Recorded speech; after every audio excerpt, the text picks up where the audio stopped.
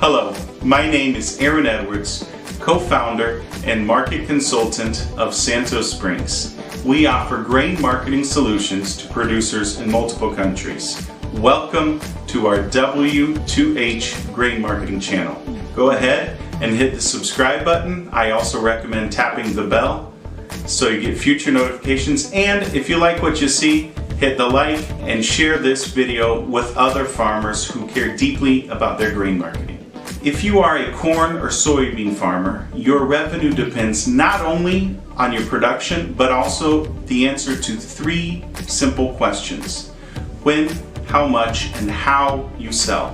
One W, when, two H's, how and how much. Our W2H mentorship provides a clear, concise, and custom approach to answering each one of these three questions for your specific farm throughout the year.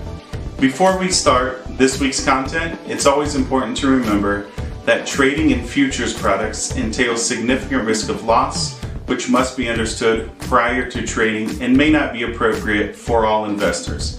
This commentary and the information contained within should be considered market commentary and reflect the opinions of the author. For those of you watching this with a delay, if you are a U.S. corn or soybean farmer and want to stop being held hostage by market uncertainty, let us teach you how to place each one of your bushels in a grain marketing strategy specifically designed to optimize your farm's revenue.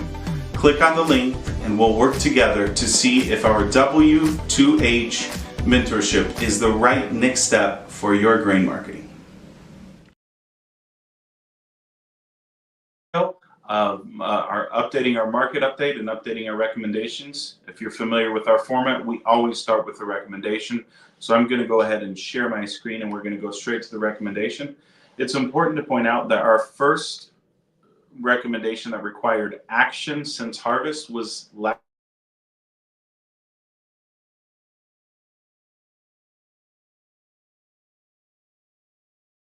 There we go. All right, there we go. It's important to point out that our first recommendation that involved action since harvest was corn sales last week, and I'm going to go over the results of that at the end, but just wanted to get started with this. If you are in a rush, don't want to watch everything, let's start with the recommendations. Always important to have that call to action. And for this week, I'll go over the logic later, but for this week, I'm going to go ahead and we will check that box, and no action is required from a sales standpoint this week. If by chance you're delayed on sales or you did not follow the recommendation from last week, maybe you want to play a little catch up, and we'll go till the end on that. So I do recommend watching the video, but let's get started with this week's content, just going over the basics. So the format is we will go over a market recap, general market information. Right now, the main thing that's going on there is that we have planting in Brazil. So we're going to start talking about planting in Brazil. That's one of the major headlines. And then we're going to get into some technical analysis and go over the positions of the funds and all that good stuff. But the major uncertainty that we have from a supply and demand side right now is corn and soy, well, basically soybean production, mainly soybean production in the southern hemisphere. So I wanted to start by just doing a little bit of comparison. We're going to start with these northern states. If you've followed, you know that this is what I call that northern expansion region. And I just wanted to compare, if you just compare last year to this year. So we're going to go down the line and we're just going to compare these.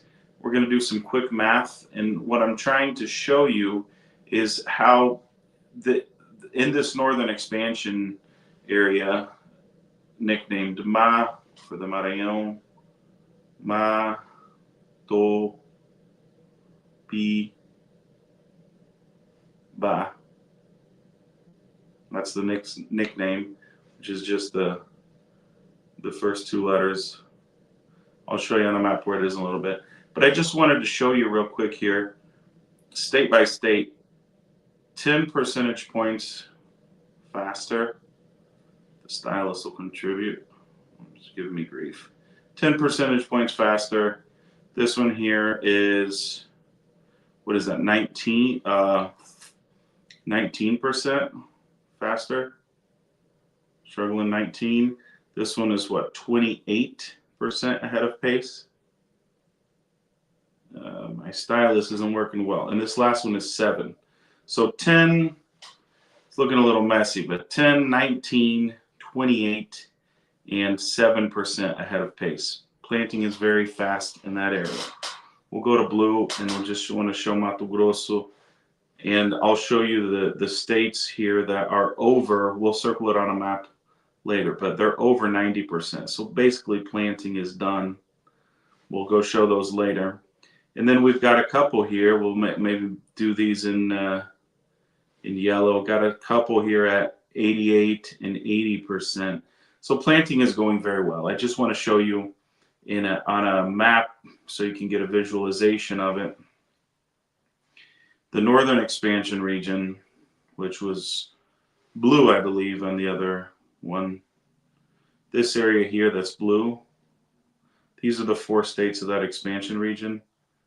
And if you remember, it was something like 10 percentage points ahead, 19, 28, and 7%.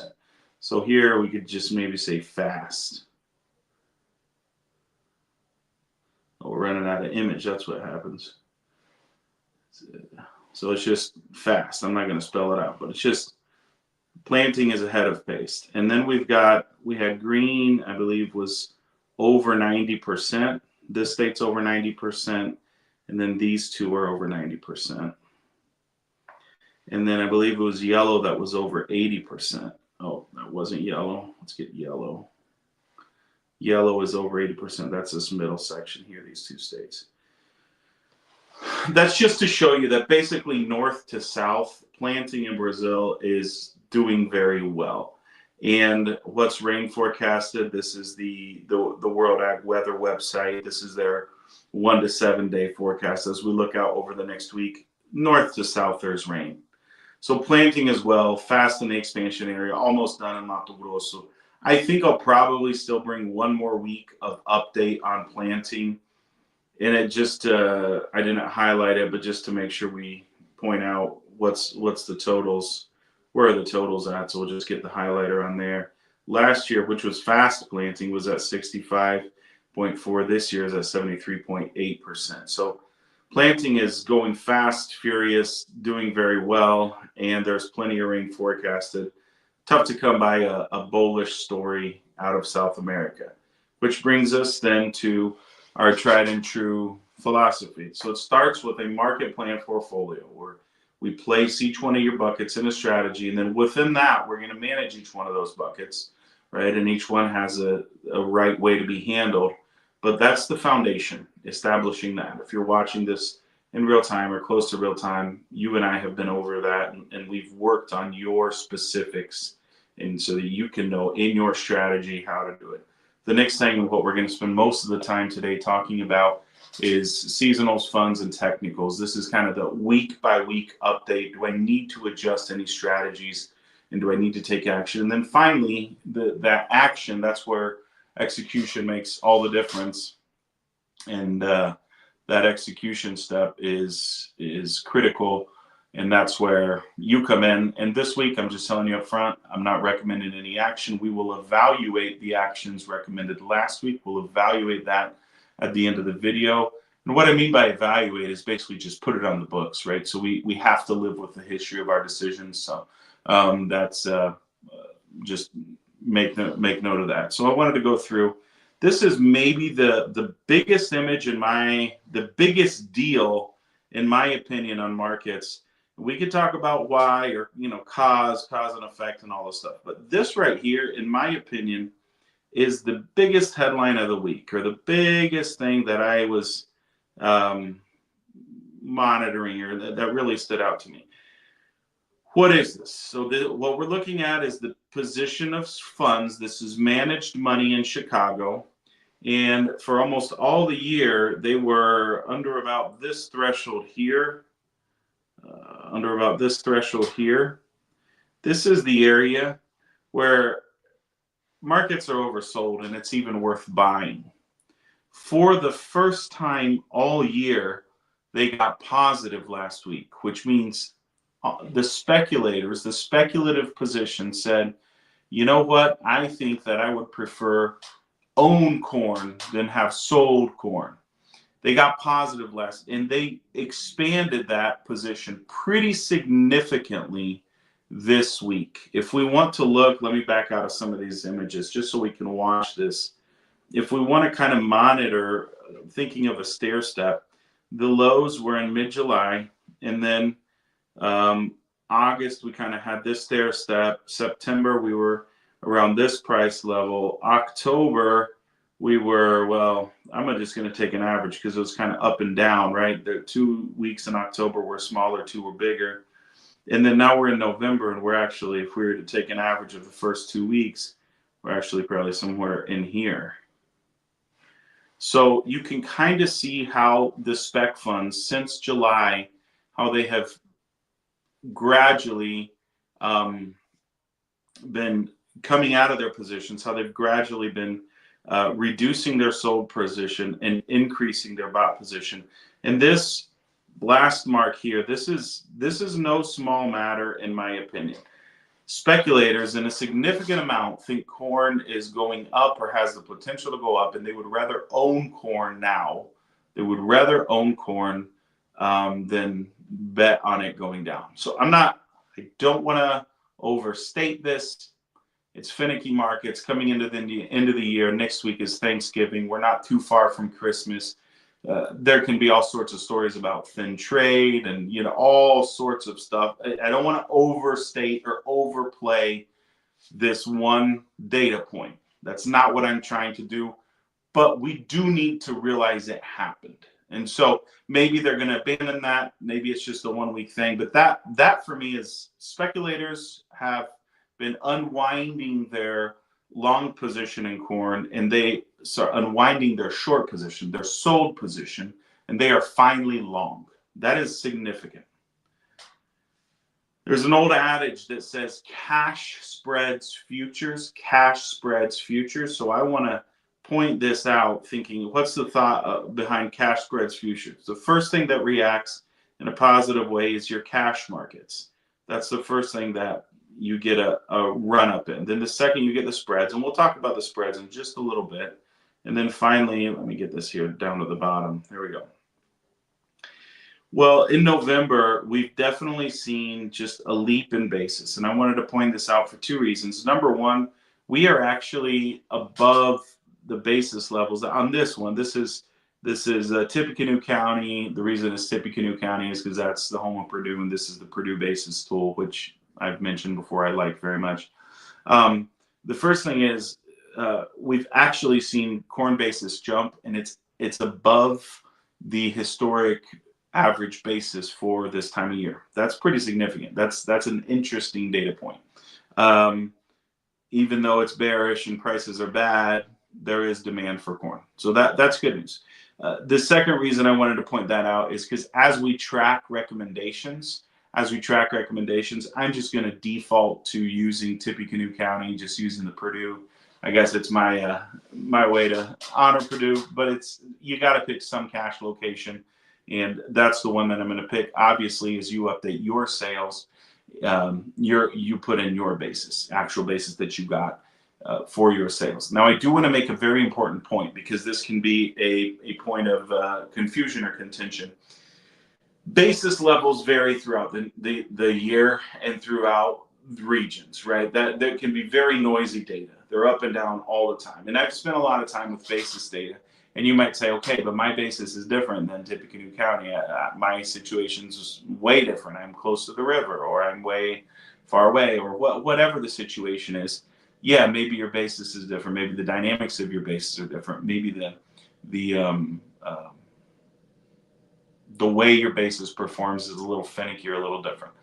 Having said that, and this is a very important point, basis decisions, even though basis levels, basis causes, basis movements, even though basis acts in its very noisy data, it's literally cash prices across any specific location across the world, right? So that is a very noisy data set.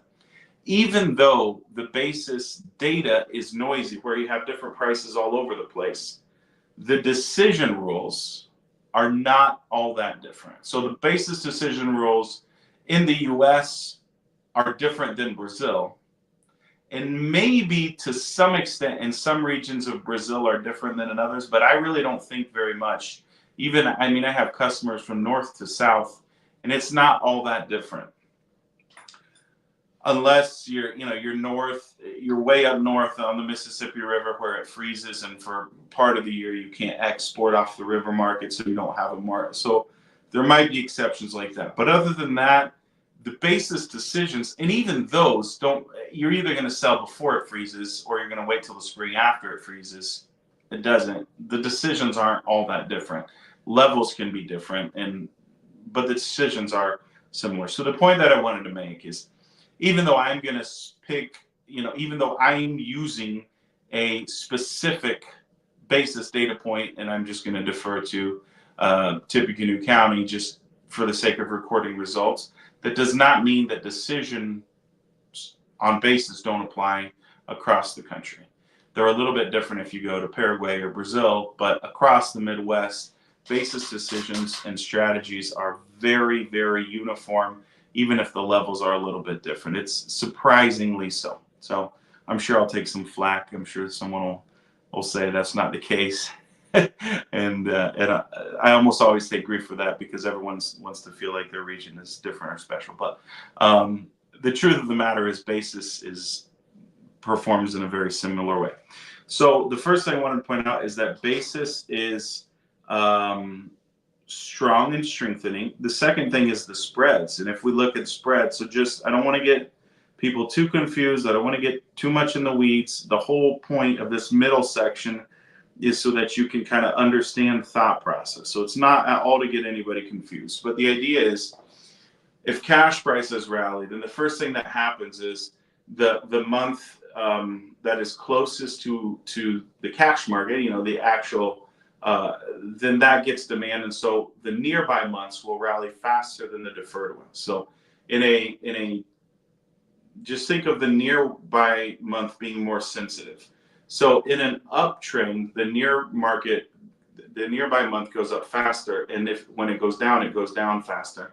So you can kind of monitor that by spreads, right? So whenever, even if the price of the futures contract hasn't changed, if you start getting the nearby gaining on the deferred, that is a bullish symptom. So if you want a healthy bullish rally, you would say, well, we got to make sure we're getting basis. We have to have actual demand. Once you have actual demand, you say, well, we have to make sure that they're buying the nearby month faster than they're buying the deferred one. So that's why I wanted to show the spreads. This is the difference. Let me move this off a little bit, but this is get that down here.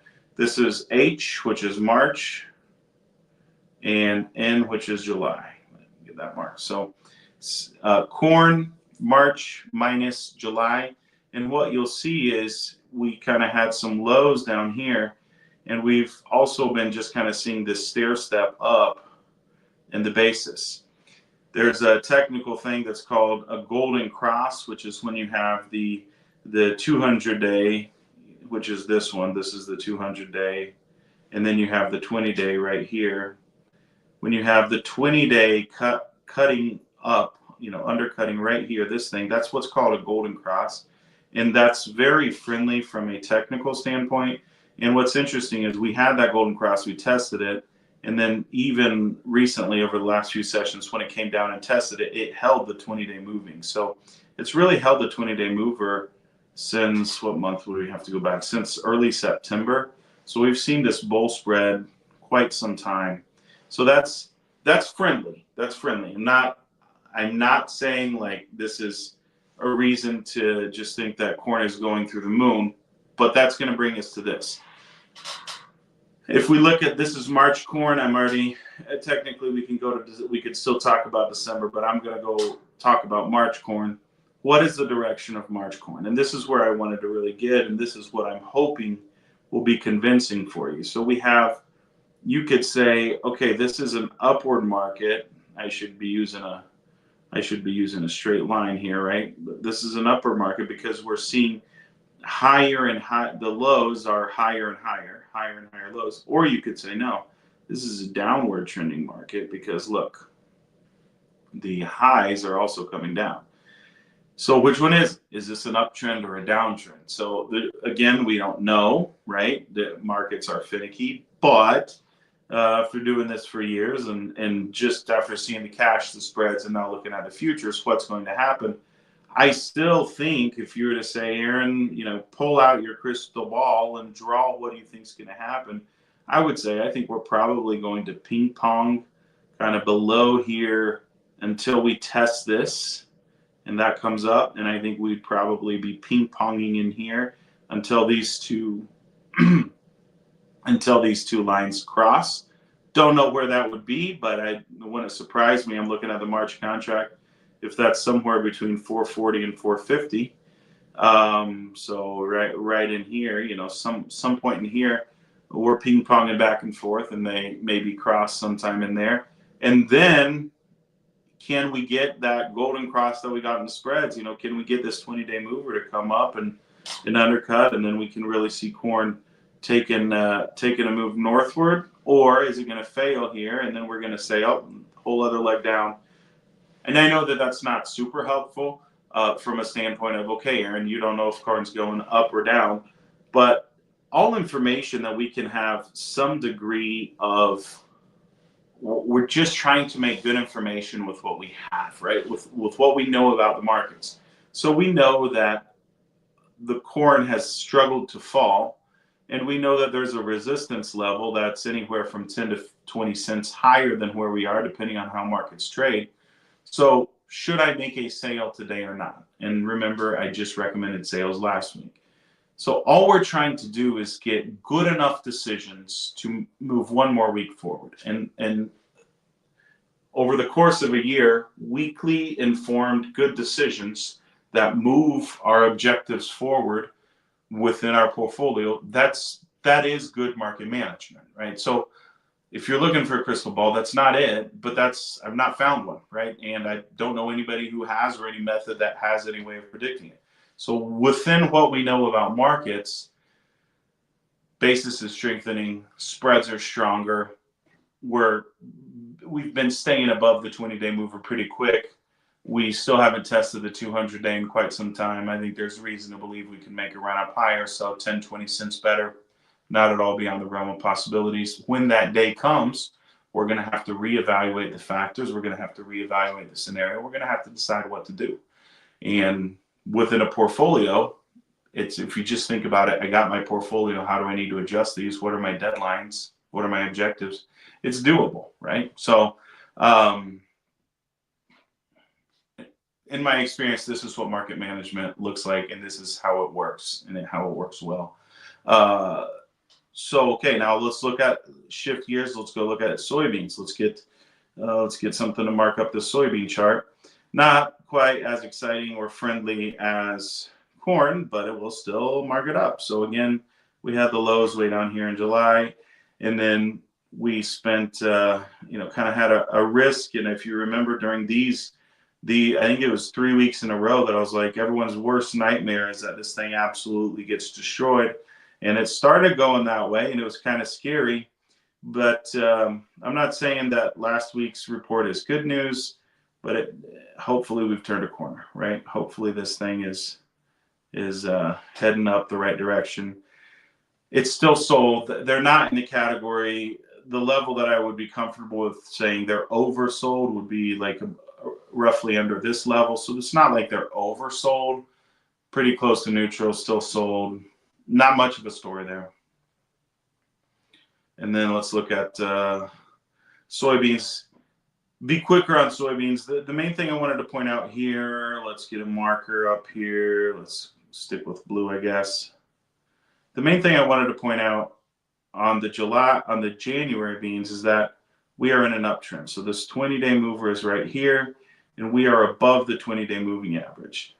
If you remember, I talked about a double bottom. So far, it's looking like it might be, right? It's looking like it might be a double bottom. Don't want to overstate that case or over try our luck. But we are in an uptrend. We're above the 20-day mover. That's a good sign. Similar to the corn, is this going, or, is this thing going to push us down? What's the direction of this? We have a lot of work to get up to the 200-day here. I mean, we would need to see basically a dollar rally to get up there. So there's a lot of work there. The other thing that I wanted to show was on the July contract, and we had a similar trend on multiple contracts, but it's kind of the easiest to visualize on the July. So that's why I'm going to point it out here on the July contract, and that's this bar right here, that green one. And for contrast, I'm going to highlight this one.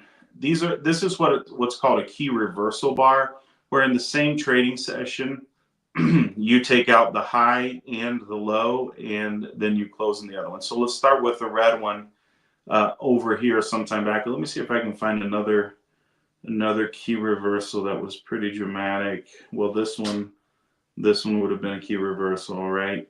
So there's on this red one here, you see that in the same session, it took out the high, it took out the low, and it closed down. That was a key reversal. Not a ton of downward pressure, but it was down after that. And then we got, let me see if there's another, I'm seeing if we get a key reversal to the upside. This one right here, that one was tricky, right? That was took out the upside, took out the downside, closed up.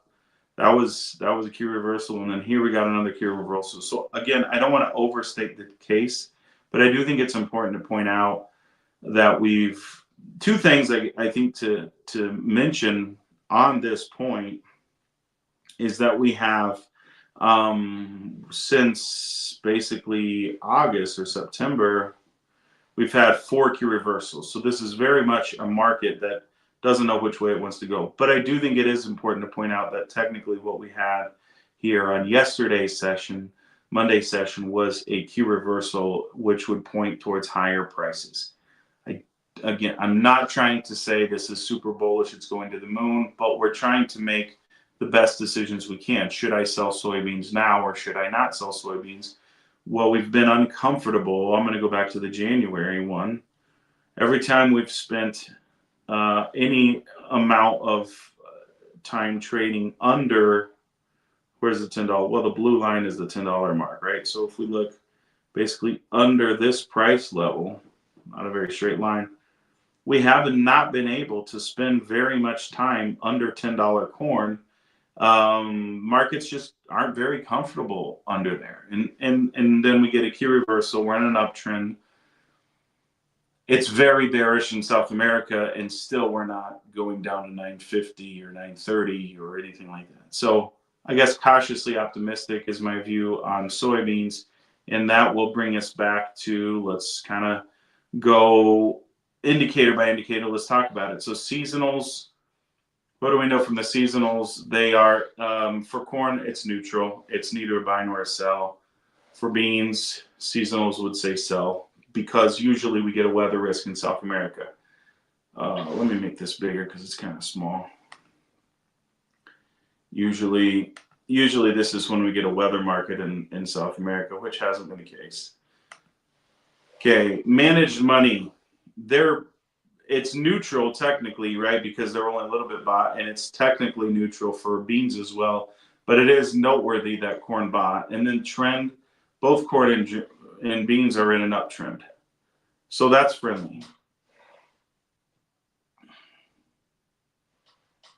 What do we know about basis? Basis levels are strong. I should say basis levels are strong.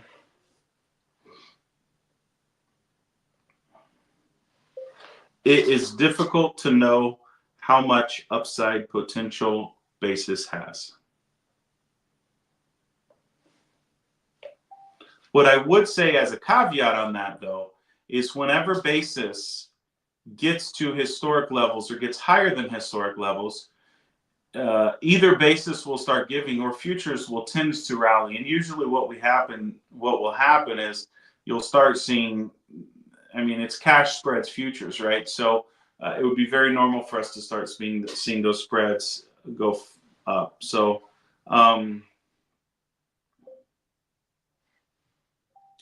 let's just get our summary here. Corn and soybeans.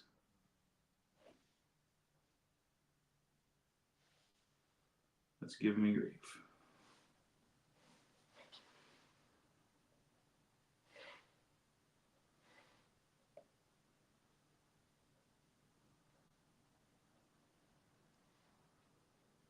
I'll just type it. Corn and beans are bull spreading and in uptrends.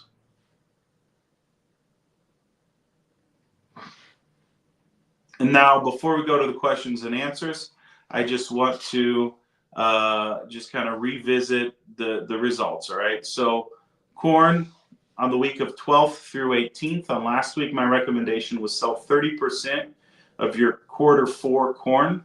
30% of your quarter four corn. To write that recommendation down and keep track of it and stay honest. The 5-day average price for December corn on the board of trade during that time since the 12th in this video. So the 5 sessions, it was 426 was the average price on that.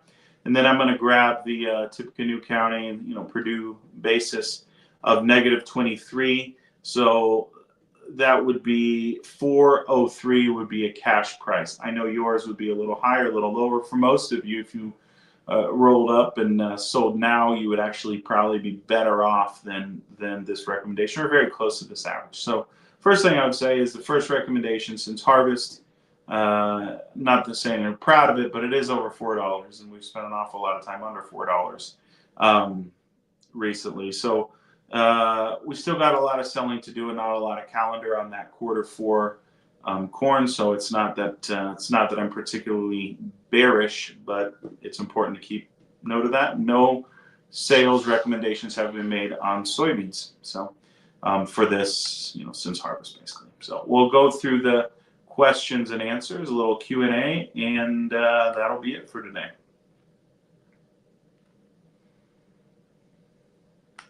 First question, is there really no weather story out of Brazil? And unfortunately, there's not. I mean, there's always spots, hey, we could use a little rain. I can't quite, it's getting a little too much rain, but you saw the weather forecast. I mean, rain is widespread. There's rain from north to south, and planting is faster than expected. And you're hard pressed to get a weather story. Can we still have a weather story? Absolutely, right? But I do think it's important to realize that most of the crop is in, and kind of this critical forecast out of the chute, pretty good. So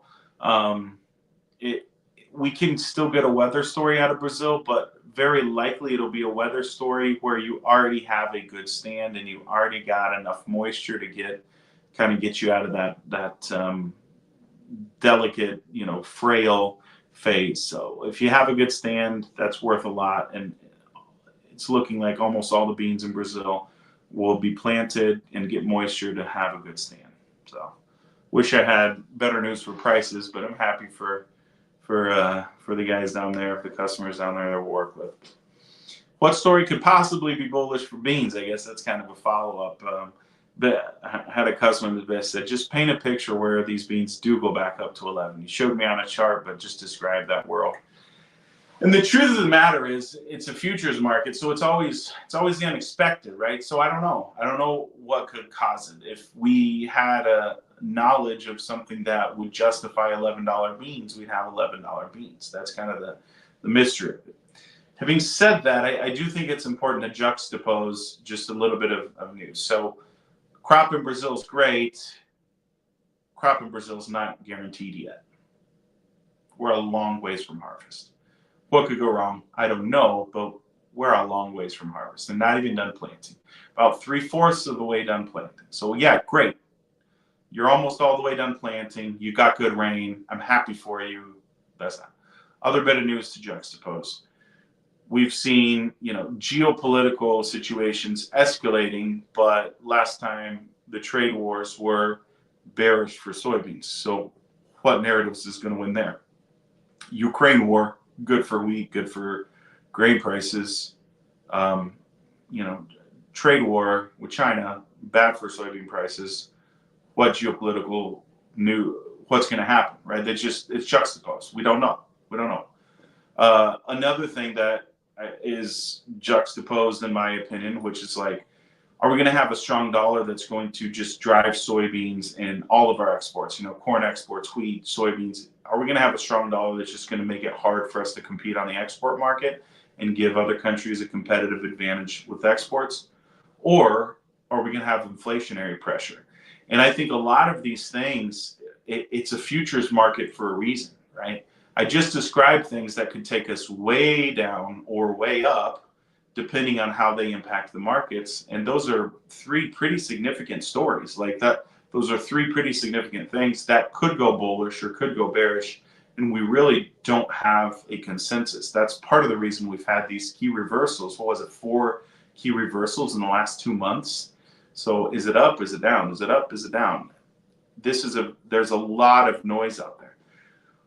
What I'm saying is when there's so much undefined, in the scenario, it's not like it's June and the spec funds have a huge bot position, right?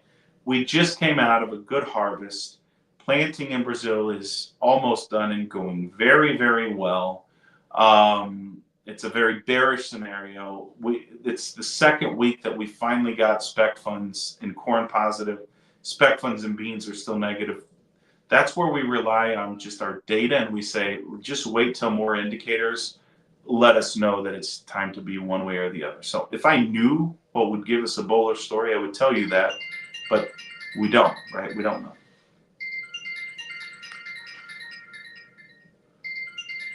Let's see. What is happening to corn prices in Brazil? So if you remember, the corn price in Brazil is on their Brazilian exchange. It's quoted in Brazilian currency. So what's happening to corn markets in Brazil, there's kind of two stories. So what happened with the exchange, with the Brazilian exchange, is it kind of went to that just like almost like euphoria, just there's not going to be enough corn, auction style, who pays more, and it just absolutely skyrocketed. Last week or 2 weeks ago, I don't remember, I showed just a picture of that corn just absolutely taken off. On the exchange down there, we've seen the dollar index. I might be able to show this to you in a way. Let me see if I can just so this is the dollar index. This is the dollar index. And so it's not necessarily that the dollar is losing value, but it did kind of run out of steam. It looks like it's turning a corner. And this is, let me see if I can get us the January corn. This is the January corn on the Brazilian cash settled exchange. So you can see it's absolutely taken just a nosedive, right? It's really taken a hit the last, 1, 2, 3, 4, 5 sessions. Really corrected to the downside in a big way. But personally, I think a lot of that correction to the downside was just this last leg up. We had that you can see it was just this huge move up, and then it corrected to the downside. And the reason I think most of this is just a little bit like just coming back and getting grounded on the exchange, and I'm not necessarily concerned that it's long-term bearish for corn, is because the cash markets in Brazil, they didn't go up quite as fast as the futures. They've been going up and they've been going up, and they're actually close to their highs.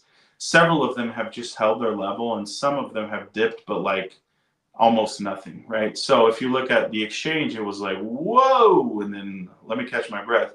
If you look at the cash markets in Brazil, they've been up, and it's just still there. They're still at the highest price level. I think you'd have to go back to like May of 23 or something like that to get cash prices similar to where they are right now in Brazil.